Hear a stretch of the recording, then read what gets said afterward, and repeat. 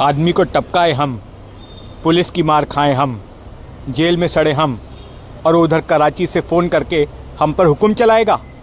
फिरोज़ कोकनी छोटा शकील को अपना बॉस मानने से इनकार करता है। नमस्कार, मैं हूं जितेंद्र दीक्षित। जितेंद्र दीक्षित स्टोरीज में आपका स्वागत है। दर्शकों, जब भी मुंबई अंडरवर्ल्ड के 90 के दशक की बात होती है, 90 के दशक की इतिहास की बात होती है, तो कुछ गिने चुने नाम चर्चा में आते हैं। दाऊद इब्राहिम, छोटा राजन, अरुण गवली, अश्विन नायक, अबू सलीम।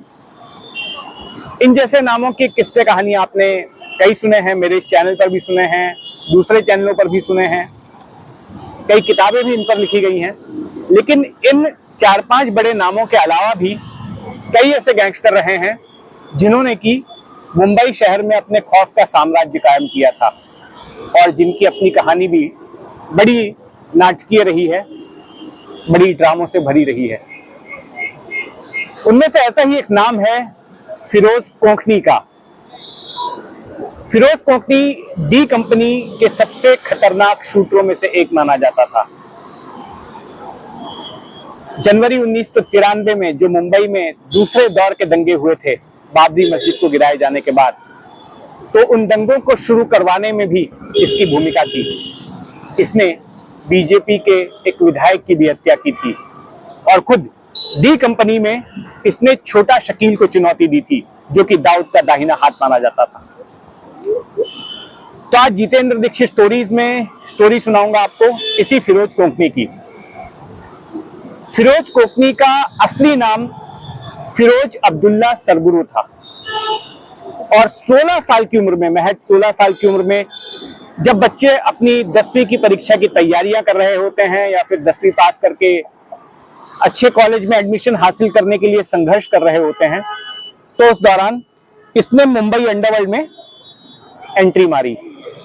दरअसल मुंबई सेंट्रल इलाके के महाराष्ट्र कॉलेज में पढ़ने वाली एक लड़की से इसे प्यार हो गया था, लेकिन इसको पता चलता है कि जिस लड़की को ये चाहता था उसका किसी और के साथ इश्क चल रहा था।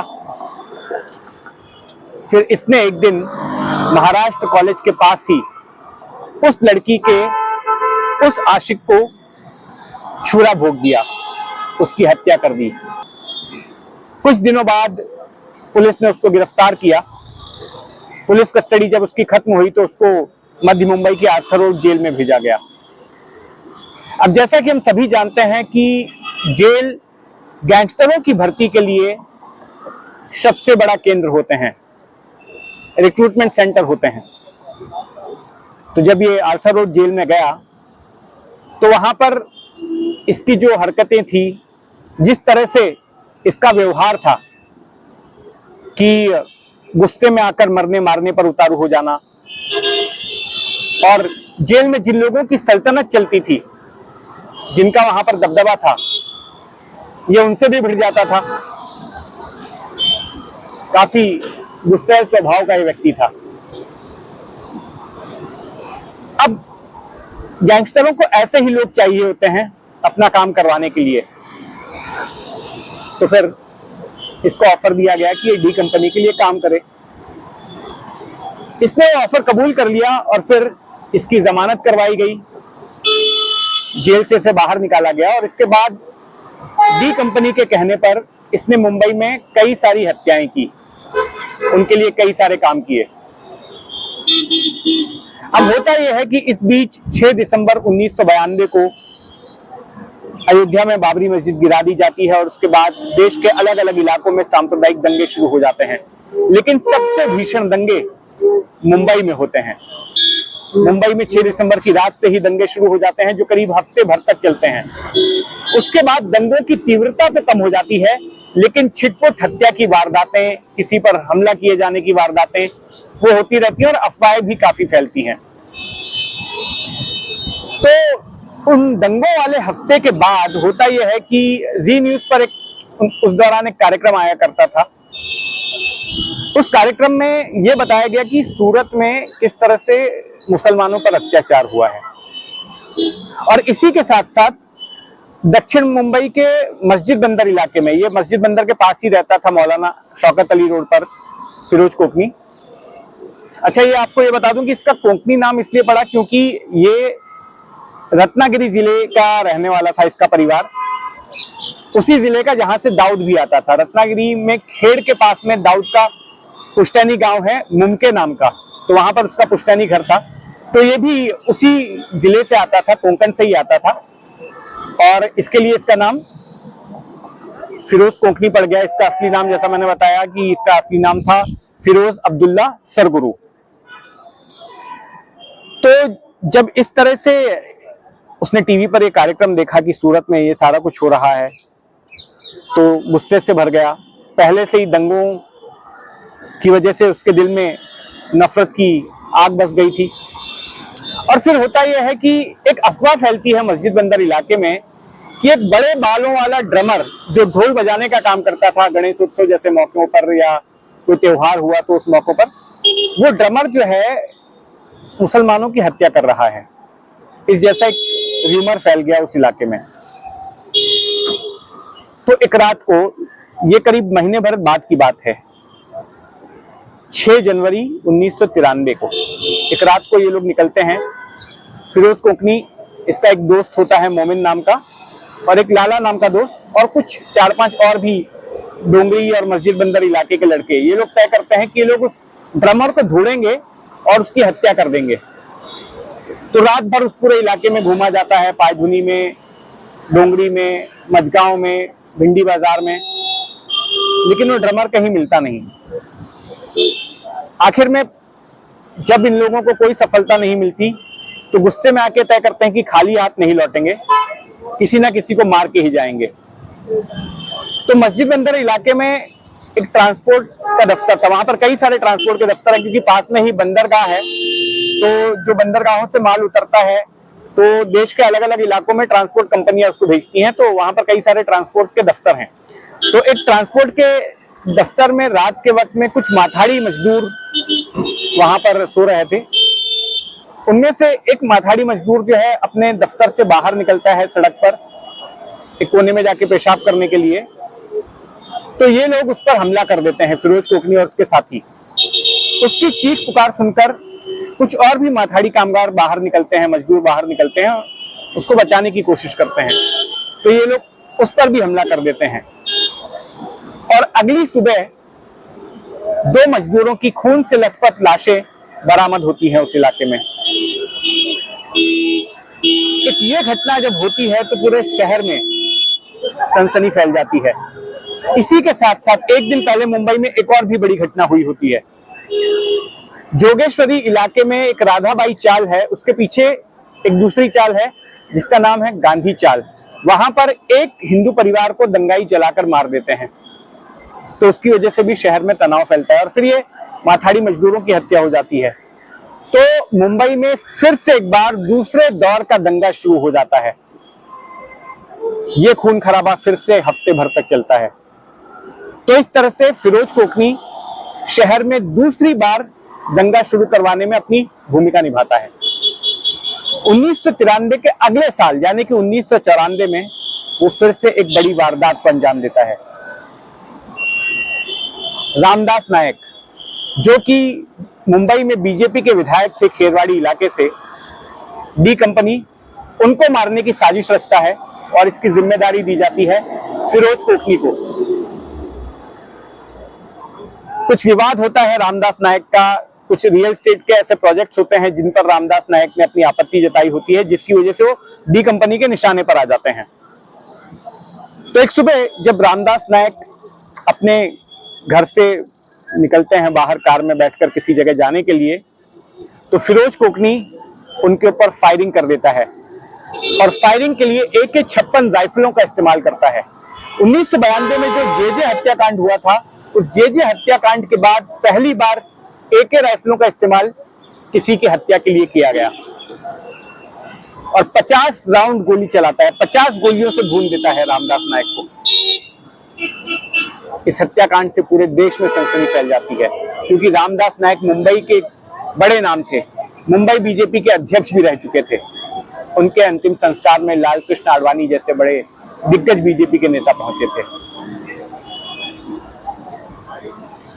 अब जब इतना हंगामा हो जाता है तो फिरोज कोकणी को ढूंढने के लिए मुंबई पुलिस अपनी पूरी ताकत लगा देती है, लेकिन फिरोज कोकणी पकड़ में नहीं आता।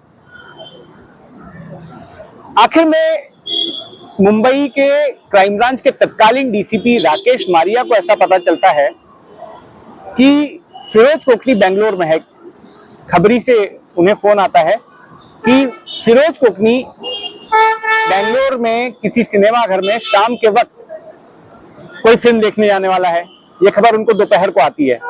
तुरंत वो एक क्राइम ब्रांच की टीम को तैयार करते हैं, अधिकारियों की एक टीम को तैयार करते हैं और फिर विमान के जरिए बेंगलोर पहुंचा देते हैं। लेकिन जैसे ही वो टीम बेंगलोर पहुंचती है तो राकेश मारिया को फिर से उसी खबरी का फोन आता है और खबरी उनको बताता है कि उसने फिरोज कोकणी ने फिल्म देखने का प्लान कैंसिल कर दिया है। वो किसी होटल में ही ठहरा है और वहीं पर रहने वाला है। इसके बाद वो होटल का पता किया जाता है और राकेश मारिया अपने अधिकारियों को उस होटल में जाने कहते हैं। होटल में जाने के बाद पुलिस अधिकारी होटल के स्टाफ को अपनी कॉन्फिडेंस में लेते हैं और इंतजार करते हैं कि फिरोज कोकणी होटल के कमरे से खाने या पीने की किसी चीज का ऑर्डर करे। 3-4 घंटे के इंतजार के बाद शाम के वक्त फिरोज कोकणी कुछ कोल्ड ड्रिंक के ऑर्डर देता है अपने कमरे में। तो वेटर बनने के बहाने एक पुलिसकर्मी कमरे के अंदर एंट्री करता है कोल्ड ड्रिंक लेकर और उसके पीछे पीछे मुंबई पुलिस के बाकी अधिकारी अंदर घुस जाते हैं और उसको धर दबोचते हैं। फिर उसको विमान के रास्ते मुंबई लाया जाता है। जब वो मुंबई हवाई अड्डे पर उतरता है तो वहां पर पहले से राकेश मारिया अपनी कार में मौजूद रहते हैं। राकेश मारिया फिरोज कोकणी को अपनी कार में बिठलवाते हैं, पुलिस वैन में नहीं उसको बिठाते और कहते हैं फिरोज कोकणी को, देख यहां से पुलिस हेडक्वार्टर का रास्ता जो कि दक्षिण मुंबई में है, एयरपोर्ट से पुलिस हेडक्वार्टर का रास्ता 1 घंटे का है। 1 घंटे में तेरे को मौका है कि तू मेरे साथ बैठकर अपने सारे गुनाह कबूल कर ले, खुद ब खुद बता दे कि तूने किन किन लोगों की हत्या की और क्या क्या कांड किए। क्योंकि जब एक बार तू पुलिस मुख्यालय पहुंच जाएगा तो फिर वो सारा कुछ तुझसे दूसरे तरीके से उगलवाया जाएगा। फिरोज कोकणी समझ जाता है कि राकेश मारिया क्या कह रहे हैं। उसके बाद उस 1 घंटे के दौरान उस पूरे रास्ते भर फिरोज कोकणी एक एक करके अपने 21 गुनाहों को कबूल करता है कि कैसे शहर भर में और मुंबई और आसपास में उसने 21 लोगों की हत्याएं की थी।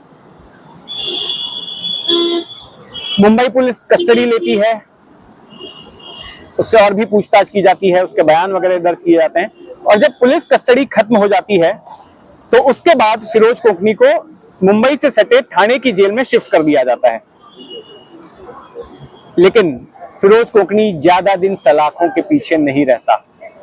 फिरोज कोकणी के पिता अब्दुल्ला सरगुरु कुछ भ्रष्ट पुलिस अधिकारियों के साथ एक साजिश रचते हैं फिरोज कोकणी को जेल से भगाने के लिए।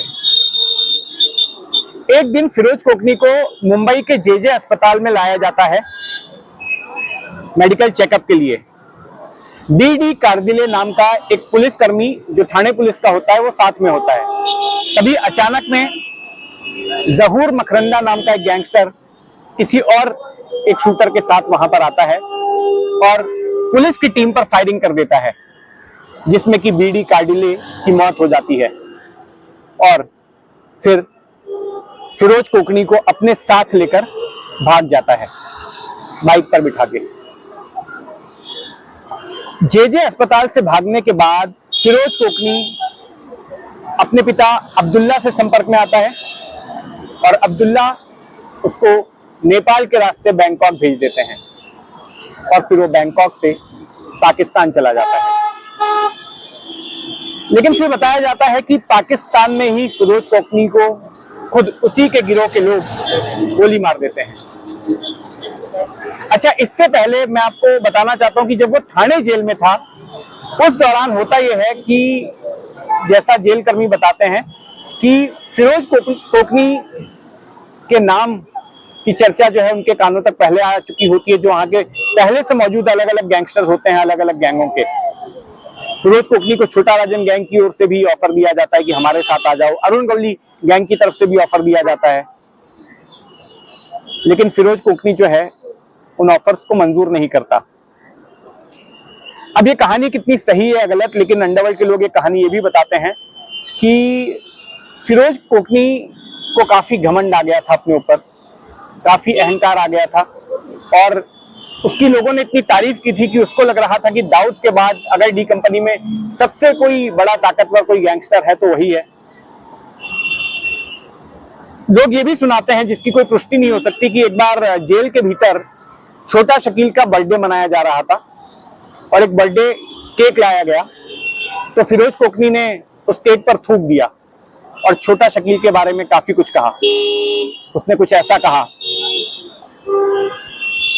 कि डेयरिंग हम दिखाएं, लोगों को टपकाएं हम, पुलिस की मार हम खाएं, जेल में हम सड़ें, और ये छोटा शकील वहां से फोन करके हम पर हुक्म चलाए। मैं उसको अपने बॉस मानने से इनकार करता हूं।